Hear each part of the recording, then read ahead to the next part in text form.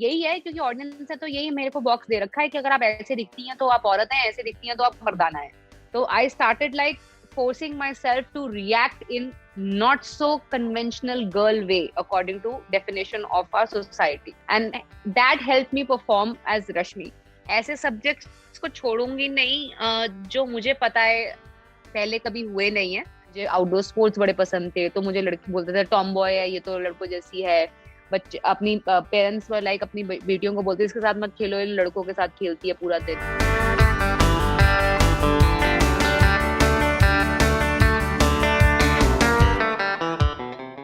If you go back and research, there are a lot of girls who've gone through it, even in India, who actually tried to commit suicide because it was too difficult for them to cope up with the fact that they have been called not a woman.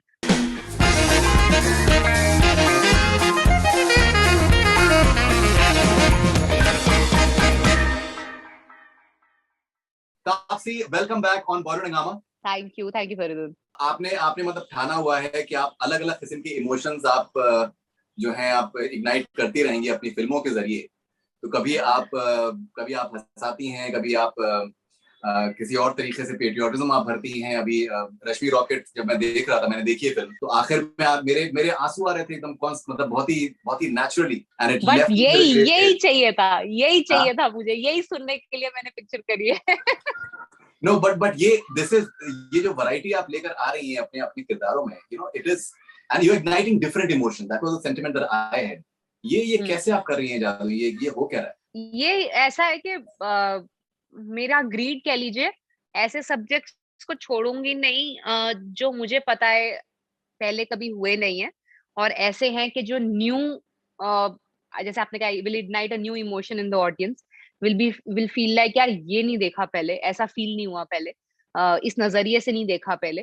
तो ये जो नयापन है ना, जो audience का दिमाग कुछ, क्योंकि इतना कंटेंट कंज्यूम कर लिया है ना हमारी ऑडियंस ने over last few years, and specially in last couple of years OTT की वजह से, कि अब चैलेंज बढ़ गया है कि ऐसा क्या लेके आए अलग सा जो पहले नहीं देखा हुआ है. So when I get an opportunity like this ना, तो मैं उसको छोड़ती नहीं हूँ आसानी से, चाहे उसके लिए मेरे को मेरी लिटरली जान देनी पड़ जाए वो कैरेक्टर लगने के अंदर, बट वो अपने हाथ से नहीं जाने दूंगी. इमोशंस इग्नाइट करने के अलावा जो आप जिस तरीके से आप अलग अलग तरीके की आप चीजें कर रही हैं, बहुत दिलचस्प. जैसे फॉर एग्जांपल थप्पड़ में, I am just giving random example, there can be many examples as far as your filmography is concerned. So Thappad में, you know, there is a sentiment of feminine element, you know, it's a very feminine character.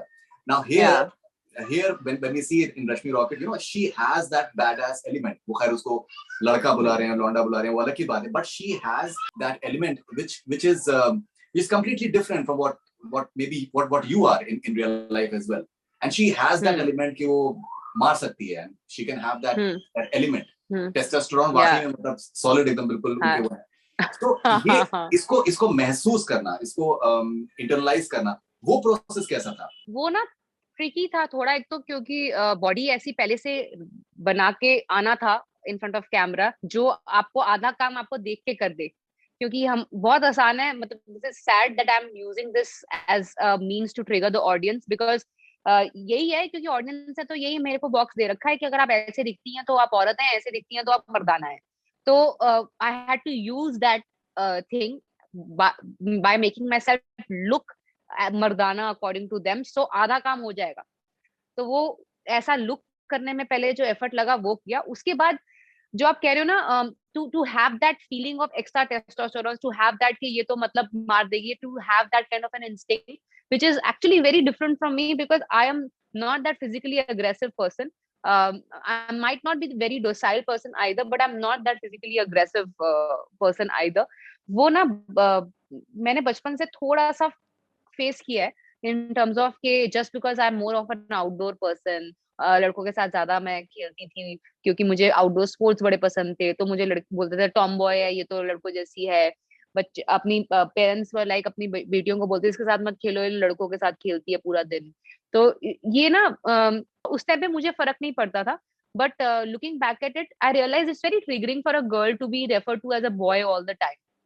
तो अगर इतना refer कर ही रहे हैं तो I let myself get into the shoes के उनकी डेफिनेशन के हिसाब से मैं कैसी होनी चाहिए अगर मैं बॉय हूं. तो I started like forcing myself to react in not so conventional girl way according to definition of our society, and that helped me perform as Rashmi. And that actually helped me मतलब कभी भी apologetic नहीं होना वैसे होने की वजह से, so that you can later on convey to the audience ke this is also, you can't just call her not a woman because she is not behaving or reacting like not your definition of a woman. So to prove that to the audience later, the third act tha film ka, which we've not really shown in the promos, which you must have seen because you've seen the film, was to prove that she is still very much a woman according to your definition also. So all this while you were trying to prove that she was not a woman, this is also womanhood. Let her be the kind of woman she wants to be, rather than you trying to tell her कि ये womanhood होता है तो आप ऐसे हो सकती हैं, आप woman enough हैं कि नहीं. So all this, the mudda itself was triggering enough for me to put myself in the shoes of this identity issue that we have dealt with in the film. That is why I did not use the word masculine.